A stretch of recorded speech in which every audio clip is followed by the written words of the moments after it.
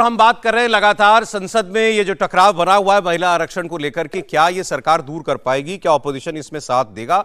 अभी तक ऑपोजिशन की तरफ से ऐसे कोई संकेत नहीं मिले। इनफैक्ट अभी हम आपको दिखा रहे थे मल्लिकार्जुन खड़गे जी की एक छोटी सी बात जो हमारी सहयोगी विजयलक्ष्मी से उन्होंने की। उन्होंने कहा कि ऑपोजिशन पूरा विरोध में है इस तरीके से डिलिमिटेशन करने के महिला आरक्षण के नाम पर, और हम इंटैक्ट हैं, हमारे यहाँ कोई टूट इस पे नहीं है और हम इसके विरोध में ही वोट करेंगे। लेकिन क्या सरकार इसके अलावा भी कोई और बीच का रास्ता तलाश सकती है? इस पर एक अपडेट हम लेंगे, हमारे सहयोगी हमारे साथ जुड़ेंगे। लेकिन कल प्राइम मिनिस्टर ने और होम मिनिस्टर ने जो जवाब दिए उसमें उसके एक मैं आपको हिस्सा सुना देता हूं।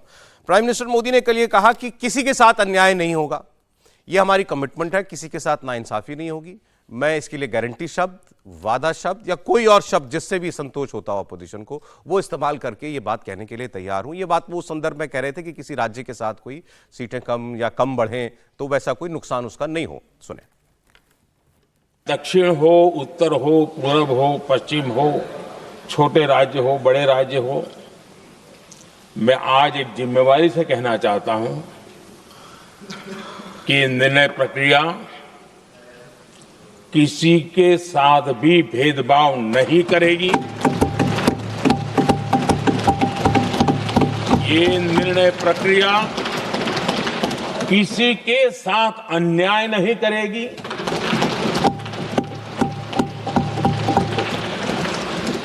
भूतकाल में जो सरकारें रही और जिनके कालखंड में जो परिसीमन हुआ और जो अनुपात उस समय से चला आ रहा है, उस अनुपात में भी कोई बदलाव नहीं होगा और वृद्धि भी उसी अनुपात में होगी।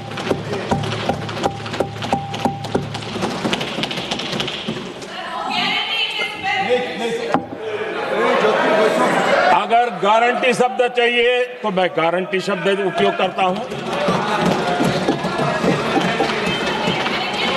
वादा की बात करते हो तो मैं वादा शब्द उपयोग करता हूं।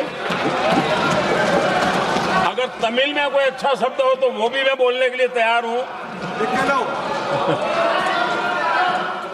क्योंकि जब नीयत साफ है तो फिर शब्दों का खेल करने की हमें जरूरत नहीं है जी।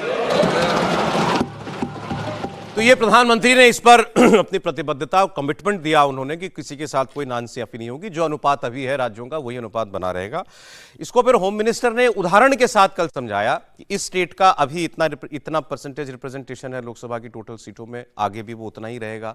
फिर उन्होंने सारी सदर्न स्टेट्स का बताया और फिर टोटल साउथ का जो रिप्रेजेंटेशन है उसकी भी उन्होंने बताया कि इतना फिगर जो है इसमें कोई बदलाव नहीं होने जा रहा। और वो बात सही है, क्योंकि हमने भी एक परसों हम लोग जब बात कर रहे थे तो लग रहा था कि शायद कुछ परसेंटेज या 1% कुछ परसेंट नीचे चला जाए। उसमें कंफ्यूजन ये था क्योंकि बिल में लिखा हुआ है 850 सीटें बढ़ के हो जाएंगी, वो एक्चुअली 850 आउटर लिमिट है। कल ये पता चला चर्चा के दौरान, एग्जैक्ट सीटें जो बढ़ेंगी वो होंगी 816।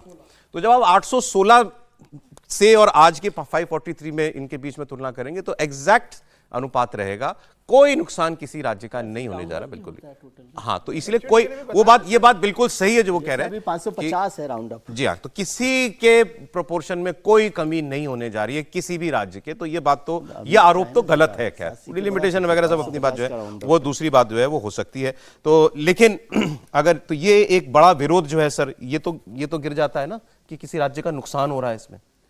सर मैं बार बार ये कह रहा हूँ कि अमित शाह जी होम मिनिस्टर है, प्रधानमंत्री हैं, उनकी बात पे अविश्वास करने की कोई बात नहीं है। लेकिन संसद जो है वो कॉन्स्टिट्यूशनल कमिटमेंट से चलती है और कॉन्स्टिट्यूशनल जो प्रधानमंत्री जी बात कर रहे हैं उस पर कोई सवाल नहीं कर रहा जी। जो होम मिनिस्टर साहब कह रहे हैं उन्होंने बहुत अच्छे से कल साहब प्रियंका जी के बाद में जवाब दिया था, मैंने सुना, बहुत दमदार तरीके से उस बात को रखा। लेकिन जो बात सरकार कह रही है वो बिल में क्यों नहीं है? अच्छा, ये है असली सवाल। और इसी पर विपक्ष कह रहा है सरकार की तैयारी बिल से होता है, कॉन्स्टिट्यूशनल कमिटमेंट सरकार का बिल से होता है।